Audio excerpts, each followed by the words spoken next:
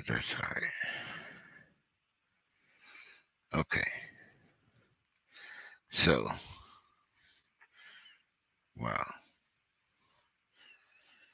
Seems we did all that for. Okay. Let's see. I see. The Maniac is in the queue.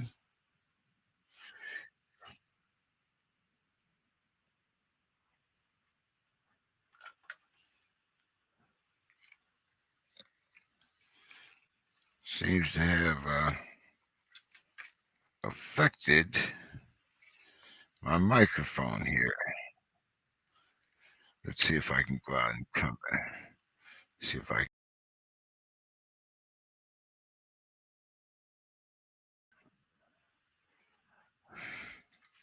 All right. I wonder if that's any better.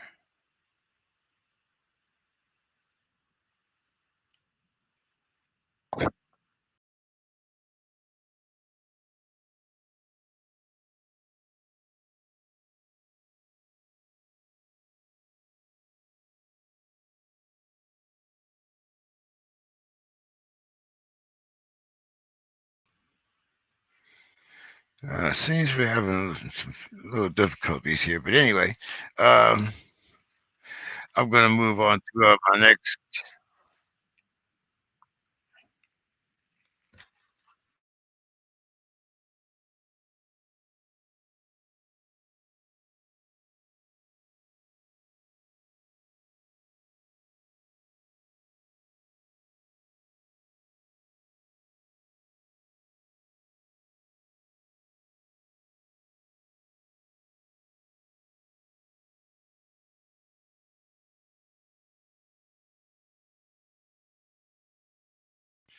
All right.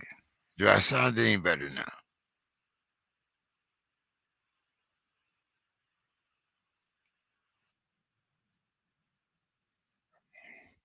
We're a little behind time. So let's get our next guest in here, Mr. Maniac McGee. Uh, there you go. What's up, man? How are you doing this evening? I'm doing well. How you doing? Uh, well, other than it seems like our mic is a little bit behind. So I'm going to start out. I'm going to start. Why don't you tell the audience a little bit about yourself? Okay. Born and raised in Atlanta, Georgia. Uh, I'm a Georgia boy forever. Uh, Currently active duty. I've been in the army, as y'all can see. I've been in the army for 12 years. Um, Airborne, 82nd Airborne Division. I've been a part of 4th ID. I boxed in the army for 4 years. All army boxer. Um, I just made my pro debut back in November. Currently 1-0. My next fight will be March 11th in Rock Hill, South Carolina. We're going for 2-0. So, we're just looking to, make a name in this boxing world, make a name in the world, period. You know.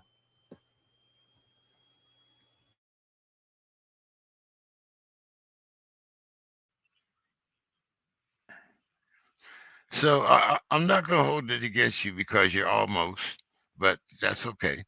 Uh, as I'm 101st guy. So It's all right, man. I won't hold it against you. We all can't be winners. but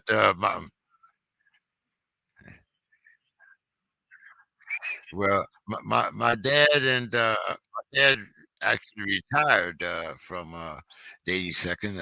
I drove cabs as I've said before on cab on Fort Bragg. So I'm a little familiar with Fayetteville.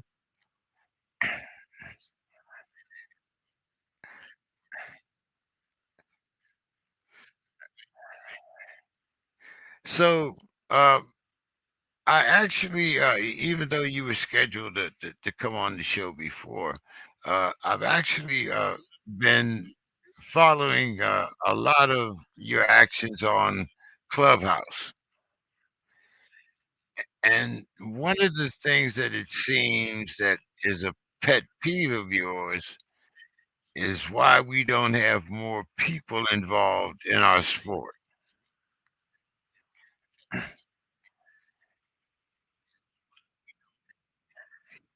I'm sorry. Elaborate when you say more people. When like when you were talking on Clubhouse and you were talking about uh, Coach Ron and some other people that had fighters on, and you wanted more people to participate, not just in um,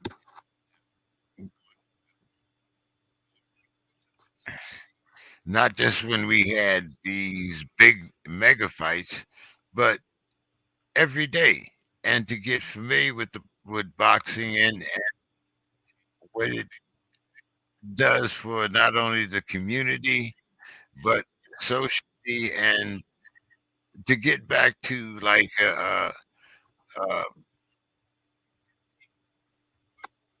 well, I want to say the Sugar Ray Hearns, Tommy Leonard type era when everybody was, there for the big fight, and kind of like we used to see. Yeah. Uh, Um. am I getting it? Yeah. Yeah. You along the lines of it. So my main thing was expanding our platform from Clubhouse out into the world. Because I feel a lot of the YouTube channels are biased. It comes from one perspective. I feel like what we have on Clubhouse is a community of people with different perspectives, different opinions. People we have coaches who box. We have Olympians, pro boxers that come on there, that have came on there, that's there. Um, Amateur boxers, amateur coaches, managers, promoters, you name it.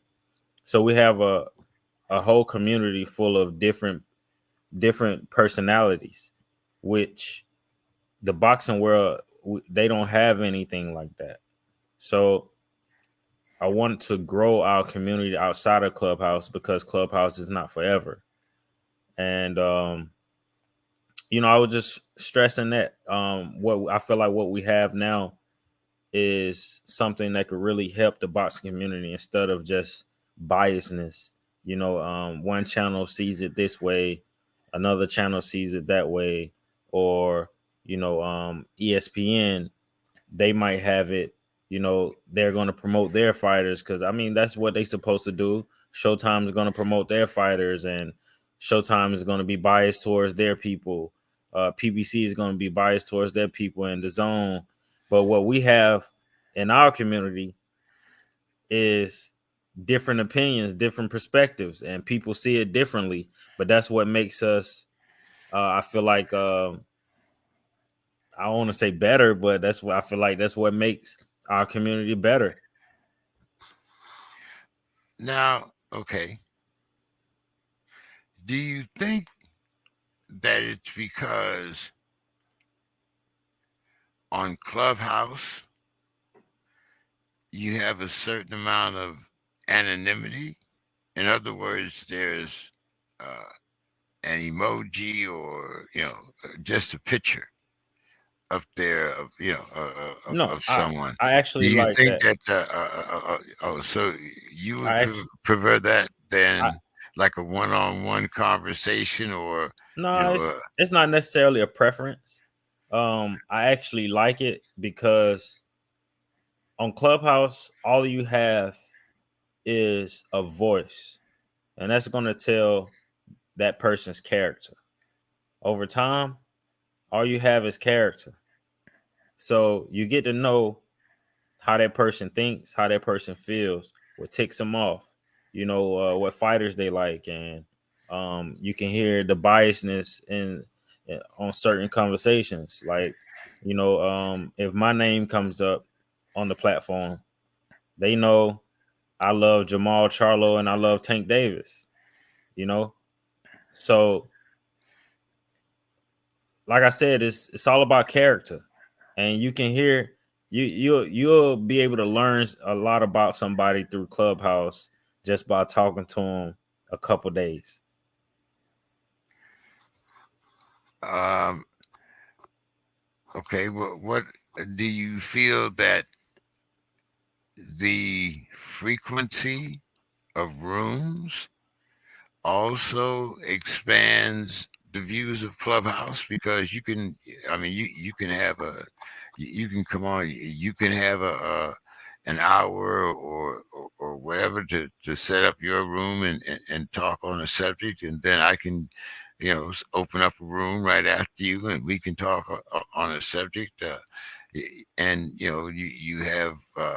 In some cases, you might have a variety. You might have two or three different people on it, and you can pick it and choose to come to your conversations. There's a little thing up there that says "leave quietly," if you want. So, do you think that the fact or do you think that Clubhouse is more open than any other platform right now?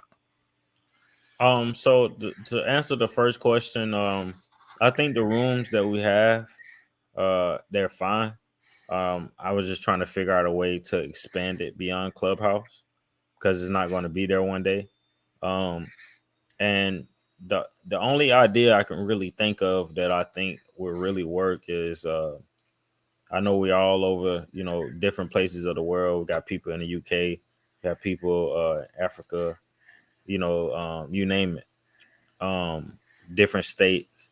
But I think if we all met up and we can have like a round table boxing talk, that's something that hasn't been done and that's not being done.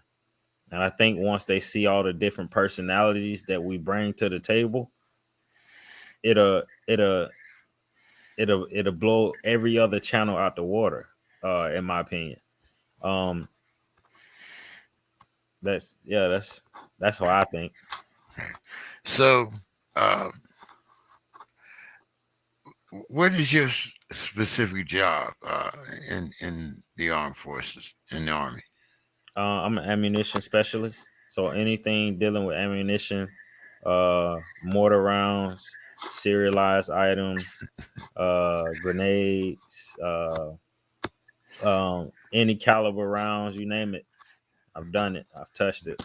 Okay, so uh, I guess yeah, we'd have been good friends when I was, but I was trying to figure out how your occupation and your one for organization fit together. So I do understand that now, because misplaced ordnance, so forth and so on. So, uh, but you also mentioned that you don't think that Clubhouse is going to be around. What do you think will replace Clubhouse, and how would you? Uh, what direction do you think that would be most effective? I know you said a roundhouse, uh, but once again, you're dealing with people in different time zones. Mm-hmm. Like between you and I, there's 3 hours. Mm-hmm. If we wanted to talk to somebody in England or Africa, it would be a 6 or 8 hour Mm-hmm. time difference. I mean, you've been deployed all over the world, so you know all that. Yeah. I don't have to go through that. But what what direction do you think that we'll be taking where things a platform like Clubhouse is going to disappear? Because as of now, for my generation, Clubhouse is the way, was the wave, or is the wave of the future. So you're being much younger. where would you take Clubhouse? Um, that's an excellent question. I haven't really thought about it. I honestly think Clubhouse will end up being bought out, and I mean, I don't know, like the business side of how Clubhouse works, but I think eventually they'll start charging people to use it because it's a lot of networking going on. It's a lot of celebrity attention being brought to Clubhouse.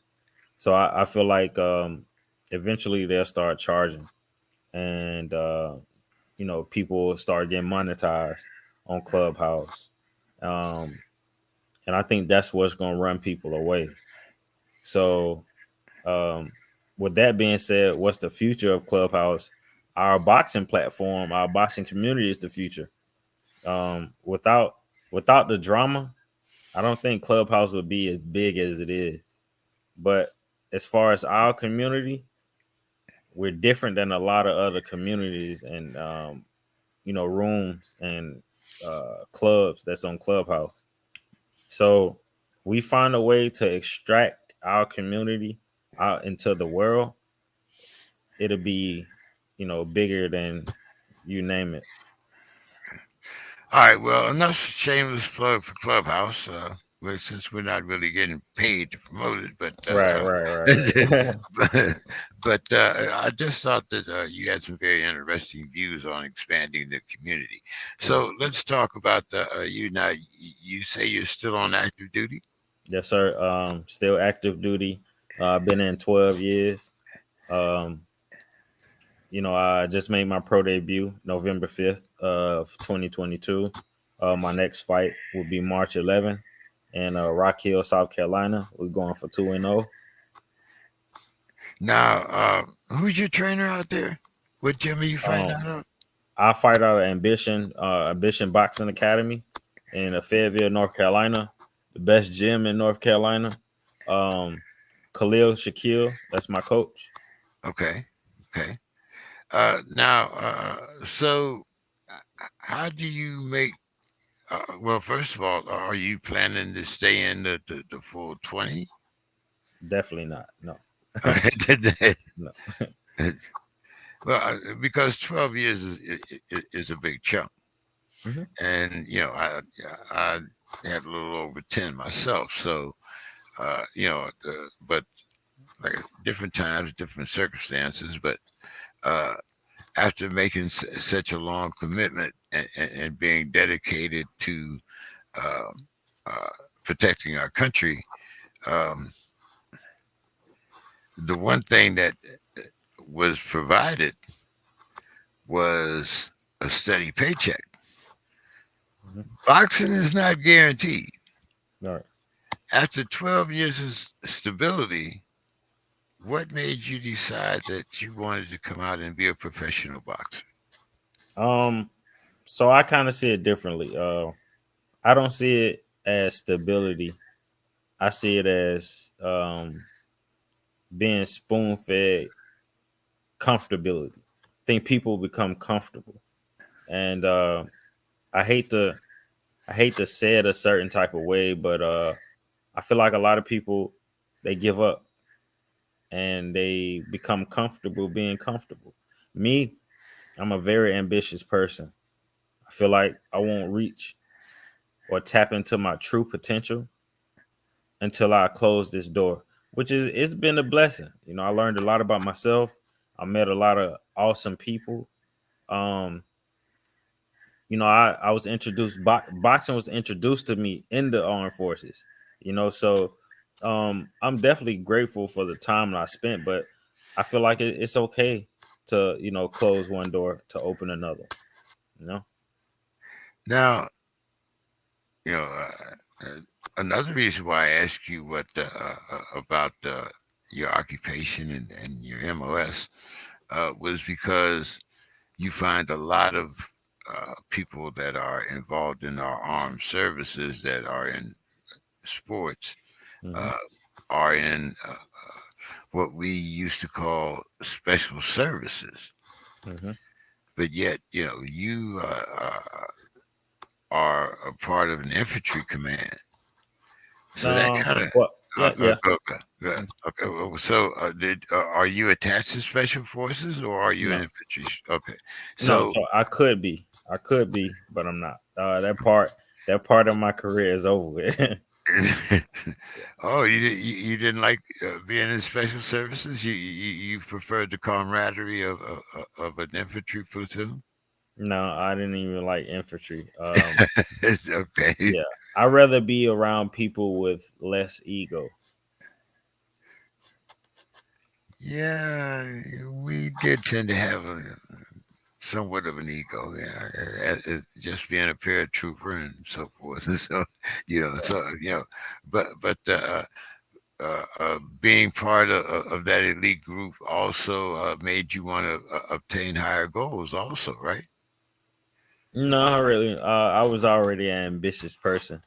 Um, I'm a very stubborn person. So when somebody, tells me I can't do something, um, I feel like a lot of people try to project their limitations on you. So whatever I did in the military, I just knew I didn't know exactly what I wanted to do, but when I finally knew what I wanted, I knew I was going to do it. Whatever I was going to do, I knew I was going to be successful at it. So, how did you get introduced to boxing in the army? Tell us that story. Um, so just being a knucklehead, man. Just being a knucklehead from Atlanta. Um, I was, a young black soldier with tattoos on my hand. So I had a chip on my shoulder. I wanted to prove people that I was going to be great regardless. And a lot of times, you know, um, it backfired, but I overcame it. I was resilient. And, I'm still resilient to this day. Um, so, just being a knucklehead, I got referred to the gym, walked in the gym, and never looked back. Okay. All right. So, tell us about the rapport between you and your coach. Yeah, Coach Khalil, man, awesome guy, great guy. Good mentor. He's like a big brother to me. Um, you know, um, anything I ask or any advice I need, I can always count on him. I can count on him to always be honest. He's a genuine person. Um, you know, I feel like our foundation lays off honesty and friendship. And that's that's really all I need, to be honest. Okay. So, your next fight is when did you say March? March 11th. Yes, sir. Okay. So, are you getting ready to start your training regimen yet? Yeah, I started last week, and as you can see, I'm tired and I'm hungry as hell right now. uh, hey man, look here. Yeah, I can understand the tired, but being hungry down there in North Carolina, man, look. I mean, unless things have changed, there's a lot of good cooking going on down there. I mean, my family used to have a fish market and What? fresh fish, and I mean, hey, Well, just that's that. the thing, man. Is it's a lot of good food, and I can't have a lot of it. Well, hey, but think of it like a deployment. Oh man, it was some good food on deployment, man. It was some Which is, good food on deployment, man. see, my, how things have changed. But anyway, you know, Yeah, man. but okay, so now that you started your regimen, uh, and now that you told me that you're hungry and tired, I'm gonna let you get out of here. But uh, do you know who your next opponent is already? I don't, but I hope he has two arms and two legs. Well, hey, let's hope so. That So, because if he don't, hey, hey, so, now, by the you're just starting your training, so you're going to be somewhat annoyed by the time your fight gets here. Do you use that as part of the fuel for your getting ready for your fight? no, I wouldn't say annoyed. I'm a very patient person. I'm very patient, But and you also told me you was a knucklehead. I was. You gotta understand, like Okay. the story of when I walked into the boxing gym, I was 23. I'm 31 now, so and I'm still not even done growing. I don't even know. I'm still trying to be the man I'm supposed to be. So, but the person I am now, I'm very patient, man. Um, and I think the biggest part of who I am is discipline, and yeah, that's me just looking forward to my fight, just staying disciplined, and just knowing what I'm striving for is going to come to me.